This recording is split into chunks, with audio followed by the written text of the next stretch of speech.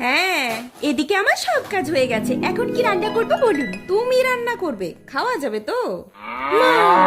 আচ্ছা আচ্ছা, ঠিক আছে। শোনো, আজ তো বৃহস্পতিবার, নিরামিষ।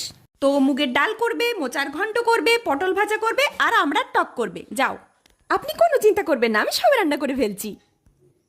মা, আমার সব রান্না হয়ে গেছে। রান্না হয়ে গেছে? তো চলো, খাবার সময় তো হয়ে গেছে, তুমি ভাতটা বাড়ো, আমি যাচ্ছি। কিন্তু মা, ভাতটা কোথায় আছে? দেখো, রান্নাঘরেই কোথাও থাকবে। আচ্ছা ঠিক আছে, আমি এক্ষুনি আসছি। মা, রান্নাঘরে তো ভাত কোথাও নেই। তা তুমি রান্না করে ভাতটা কোথায় রাখলে? আমি তো ভাত করিনি। ভাত করনি? আপনি তো আমায় ভাত করতে বলেননি মা। আপনি তো বলেছিলেন মুগের ডাল করতে, মোচার ঘন্ট করতে, পটল ভাজা করতে, আর আমরা টক করতে।